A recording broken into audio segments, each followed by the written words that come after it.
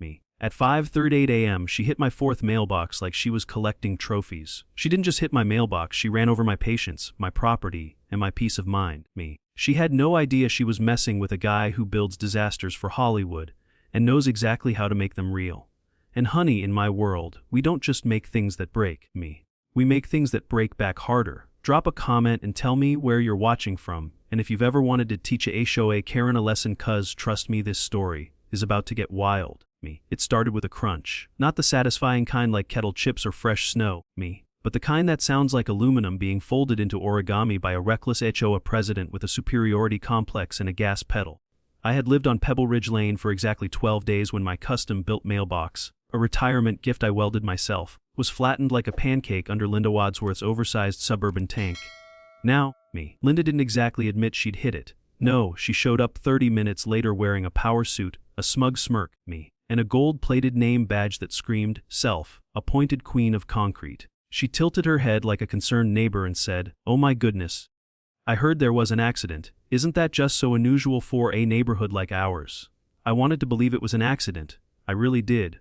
I figured maybe her backup camera was on strike, me, or maybe she was adjusting the temperature on her lat when she bulldozed my mailbox like it owed her money. But then it happened again, and each time, she showed up like she was delivering sympathy pies, me. Except her pies were written citations with line items like, aggressive curb presence, and mailbox tilt outside aesthetic harmony. It was like being gaslit by Martha Stewart with a law degree and a vendetta. Me, now I'm no stranger to crazy. I spent 30 years in the special effects world designing fake explosions and real disasters for Hollywood blockbusters. I've made cars flip, planes crash, and yes, me, even mailboxes that shatter into stunt-friendly pieces. But I never thought I'd need those skills in retirement just to get my mail, me. Linda clearly thought she was dealing with some helpless retiree who'd crumble under the weight of her HOA handbook. What she didn't know was that I don't just design traps, I build them. Beautiful ones, me. Silent ones. Ones that don't bark, they bite. The third time it happened, I didn't even flinch. I sipped my coffee, looked out the window, me, and watched her SUV slowly back away from the mangled remains of my mailbox like she was leaving the scene of a crime. Because she was. That's when I knew she wasn't clumsy, she was calculated, me. This wasn't negligence. It was domination via four-wheel drive. And right before she pulled away, I heard her on the phone say, "It'll be easier once he moves." They always move. Some people collect stamps, me. Others collect fines. But if you collect enough enemies with clipboards, eventually you meet someone who builds blueprints for revenge. She thought I'd give up. But I don't surrender. I reinforce. Wait till you see what I build next. First came the violation notice for visually ambitious grass. That's right.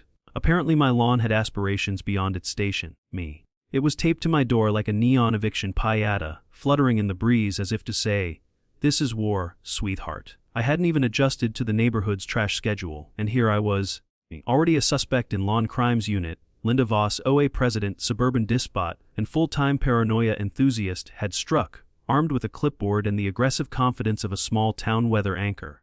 Within the week I'd racked up citations that read like abstract poetry. Overconfident mailbox angle. Hose alignment incompatible with aesthetic standards. My favorite, emotional landscaping. What does that even mean? Did my rose bushes look too smug? My begonias too clingy? I called my neighbor June, me, a retired nurse who'd survived 3 HOA boards and still kept a fireproof folder of every violation she'd ever received.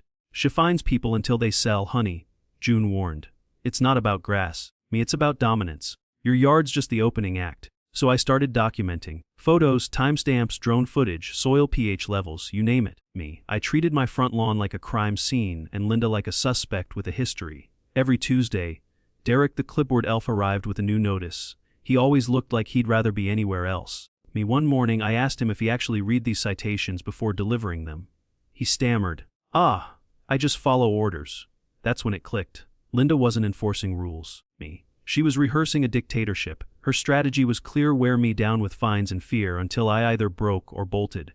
But she didn't realize I was built for pressure. In Hollywood, we don't just survive chaos, we choreograph it. I opened a new folder on my laptop called Operation HOA Flambe. It had tabs labeled me, blueprints, materials, and list of HOA rules to weaponize politely. If Linda wanted to turn my lawn into a battlefield, fine. But I was about to bring artillery disguised as landscaping. So while Linda roamed the cold sack like a judge on a reality show nobody asked for, I smiled politely, watered my emotionally unstable plants, and took measurements. She thought she was auditing my grass. What she didn't know was, I was auditing her rain. Every passive-aggressive notice fueled a new idea, and every clipboard she handed out was another nail in her own lawn-obsessed coffin. Real power doesn't need to shout. Sometimes it just files things quietly under revenge. She's got her citations. I've got blueprints and a grudge. The HOA's about to meet Hollywood. Linda once fined the marshals for seasonally excessive daffodils, claiming it could overstimulate neighborhood aesthetics. She's the kind of woman who sees a butterfly garden and thinks, terror cell. So when she marched into my yard in her courtroom heels and a smug grin, I should have known something sacred was about to get trampled. Literally. My late uncle's memorial rose garden, planted in memory of his wife, had bloomed peacefully for 30 years. But peace is Linda's least favorite flower. She waved her clipboard like it was a holy relic. These shrubs pose a regulatory trip hazard, she announced, heel deep in antique lavender. I said, Linda, these roses are older than you, and definitely smell better. She ignored me, of course. Stumped through the beds like a tax auditor on Red Bull, mumbling violations to Derek, who looked like he needed a hug and a witness protection program. That's a non-compliant decorative border. That stone is unauthorized memorial material. That rose is encroaching on my patience. It was a massacre, and all I could do was stand there, fists clenched. Watching 30 years of memories get flattened like Monday's recycling. That night I sat in the garage surrounded by broken stems and rage, unsure what hit harder, Linda's heels or her complete lack of a soul. I opened my uncle's old toolbox looking for wire to brace a salvaged bush. Instead I found a folded note tucked under a box of screws, in his blocky handwriting, protect the roses. They outlive the weeds. That broke me. Not the garden, not the fines, but that one sentence from a man who'd buried love and grown hope. My rage boiled down into something heavier, purpose. If Linda thought flattening a flowerbed would flatten me, she was in for a cinematic plot twist. I wasn't just going to rebuild. I was going to re-engineer. She took something beautiful and made it personal. So now I would return the favor, one blueprint at a time. I grabbed my sketch pad and started drawing, not a garden, not a grave, but a glorious trap disguised as landscaping. Because if Linda wanted war in the soil, I'd give her a monument to poetic justice disguised as curb appeal. By morning, I had a full schematic: steel, core planters, impact, resistant frames, and flower beds that met every regulation, but could stop a charging rhino. I ordered parts under vague names like decorative anchors and structural petals. Linda saw mulch. I saw revenge with a root system. If she wanted to regulate roses, she'd better bring a crash helmet. Memories may look delicate, but they're tougher than tyrants when they're built to last. She buried my uncle's roses. I'm about to plant something a little more structurally sound. I spent more time reading the HOA manual than I did my college physics textbook, which is ironic because after I built that mailbox, I think I discovered a new branch of structural science: passive, aggressive load resistance. From the outside, it looked like every other mailbox on Willow Meadows Court: gray, regulation height, and dull enough to satisfy even the OA's most color-phobic inspectors. But inside, solid steel reinforced with the kind of bracing used to rig collapsing bridges in action movies. I didn't just build it to survive. I built it to remember. Linda started circling the block like she was running surveillance for the FBI. Except her badge was self-printed and her authority came from a newsletter nobody read. She'd slow roll past my house, sunglasses on, clipboard out, trying to decode what had changed. That mailbox looks suspiciously upright, she muttered once to Derek, who by now had developed a nervous tic every time he walked past my driveway. Meanwhile, I was bolting ground anchors that could hold a ski lift, then coating them in mulch and HOA-approved pity. The sensors were my favorite part. I embedded 3: one for motion, one for impact, and one that sent a live alert to my phone the second someone got too curious. I even included a GPS tag, just in case Linda got real bold and tried to haul it off in her SUV. A camera disguised as a hummingbird feeder covered the entire front yard. The neighborhood thought I was leaning into garden decor. What I was leaning into was evidence. My mailbox wasn't just a structure. It was a legal booby trap with excellent curb appeal. The final touch, a flag bracket, slightly tilted, not broken, not dangerous, just aggressively asymmetrical, enough to trigger Linda's inner code witch. I installed it just before dawn, adjusted it by half a degree, then waited. Sure enough, 7:13 a.m., her SUV crept by so slow it could have been a parade float for narcissism. She stared, I waved, and the little vein in her temple pulsed like a microwave burrito. That bracket is a visual violation of neighborhood balance, she hissed. Derek just nodded like a hostage and took photos of my tulips for good measure. I sat back in my garage with a cup of coffee and watched it all unfold on camera like a low-budget spy movie. Linda didn't realize she'd already taken the bait. She thought she was documenting one more infraction on her path to petty domination. What she didn't know, she was circling the trap like a moth with a clipboard, heading straight into a bug zapper built by Michael Bay. You don't need to yell to fight back. Sometimes all it takes is reading the fine print and welding it into place. Linda thinks she's about to flatten another mailbox. What she doesn't know is, this one hits back, 6:00 a.m. on the dot, because tyrants love punctuality. Linda's SUV turned the corner with the kind of acceleration usually reserved for parole violations and televised police chases. She didn't hesitate, didn't slow down. Just lined up her Suburban battering ram and charged my mailbox like it owed her HOA dues and emotional validation. But instead of glory, she got physics. Her bumper made contact with 500 pounds of concealed steel, and the result sounded like karma gargling a wrench. The impact was majestic. Her SUV folded like a lawn chair at a toddler's birthday party. Steam hissed from the hood, her airbags exploded like overcooked popcorn, and the front end collapsed in on itself with all the structural integrity of a cardboard boat. I stood at the window with my coffee. Sipped slowly and waited for the smoke to clear. From the driver's seat emerged a puff of blonde frizz and an expression that said, "This wasn't in the brochure." She staggered out. Looked at the mailbox still standing, pristine, and screamed, "This is sabotage!" Cameras caught everything: the crunch, the crash, her wide-eyed betrayal. One angle even got the tremble in her lip as she realized her reign of postal terror had ended not with a bang, but a clang. I walked out slowly, slippers on, coffee in hand. Like I just stepped onto the porch to water the begonias. "Mom," I said with a nod, "your aggression seems structurally unsound." She blinked like a toaster in a thunderstorm. Behind me, neighbor June clapped, loud. Then someone across the street whistled. Betty leaned out her window and shouted, "Best curb appeal all year." Linda wasn't done though. No, The woman had the resilience of mildew and the temperament of a malfunctioning espresso machine. "I'm calling the county. This is an illegal fortification. This is war," she barked. While her CHUV's fluids puddled beneath her like her credibility, Derek arrived 5 minutes later, saw the wreck, mumbled, "I forgot I had a dentist appointment," and fled the scene like a man allergic to subpoenas. Meanwhile, my mailbox just stood there, gleaming, indestructible, smug. By noon, the footage was viral. Betty uploaded it to her knitting group's Facebook page and somehow ended up on a HOA horror story subreddit with 80,000 likes and counting. The hashtags began rolling in: fair mailbox justice, for current collision. Me and my personal favorite, Fee Steel Spanx UV. Reporters called. Neighbors brought snacks. Linda stayed inside her house all day, blinds drawn like a Victorian widow mourning the death of her influence. The HOA president who once fined me for overconfident shrubbery, just got outvoted by a mailbox with Bluetooth. Sometimes justice doesn't knock. Sometimes it lets you knock yourself out with full video playback and time stamps. Her SUV folded. Her authority wobbled. But her ego, still somehow upright. Not for long. Linda entered the HOA emergency meeting like she was storming Normandy, armed with a 3-ring binder, a Bluetooth speaker.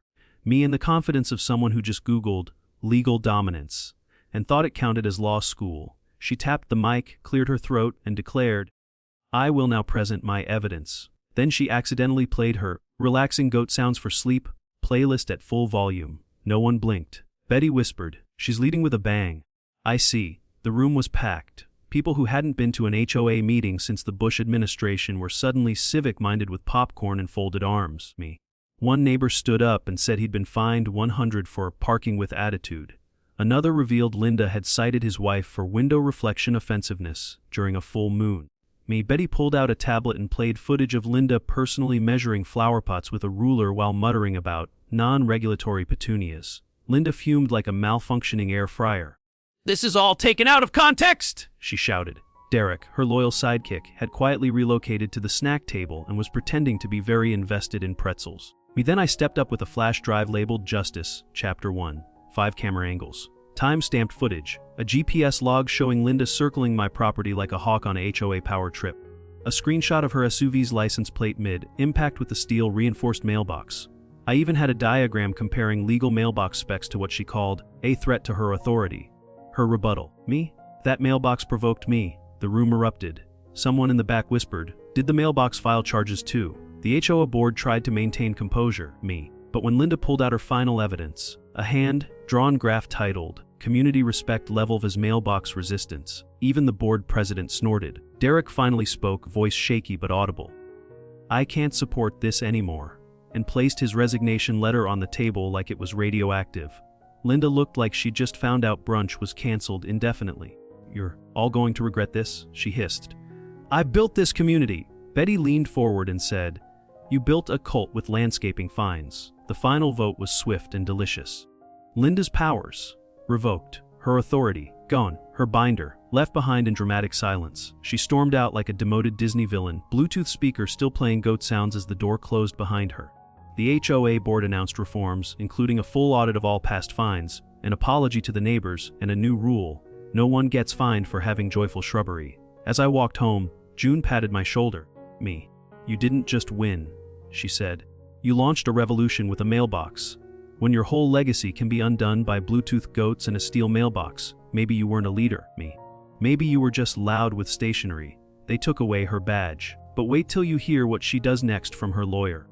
You know your neighborhood's healing when the first thing the new HOA board does is throw a block party where the dress code is anything but beige. The second act, a ceremonial burning of the old violation handbook, tossed into Betty's fire pit like it was haunted parchment. Someone brought marshmallows. Derek, now jobless and spiritually bankrupt, me, dropped off a peace offering in the form of sparkling lemonade and left without speaking. The fire popped like it had opinions, and when Betty toasted her s'more, she declared, This one's for emotional landscaping. Linda's house hit the market with a listing so generic it could have been AI generated. Charming home with great community potential. The sign stayed up longer than usual, her mail. Well, let's just say several of her online orders took unexpected detours. To the dog park, me the community center, and once weirdly to her own mailbox's replacement. No one claimed responsibility, but the neighborhood newsletter featured a new cartoon strip titled Parcel Justice. Meanwhile, Elliot went back to the garden. He replanted the roses, not for revenge, but for the memory of every Saturday afternoon his uncle had spent humming and pruning and being left alone. The changes came fast. Betty, now HOA president by unanimous consents and a celebratory fruit tart, issued her first decree. No more fines for petunias having a personality. Violations were replaced with neighbor notes, basically polite reminders that came with a coupon for ice cream. Instead of a neighborhood watch list, they had a cookie swap sign-up sheet. A man named Marcus moved in and introduced himself with brownies and a dad joke. I came with chocolate and 0 citations, he said. The crowd gave a standing ovation. The vibe was new, but the air still had a faint scent of former tyranny, like when you clean a smoker's car and it still smells like menthol regret. Neighbors were cautious. Some still tiptoed past Elliot's mailbox like it might launch into orbit, but the trust was slowly returning. The community gardening club got resurrected. Little free libraries popped up on every other corner.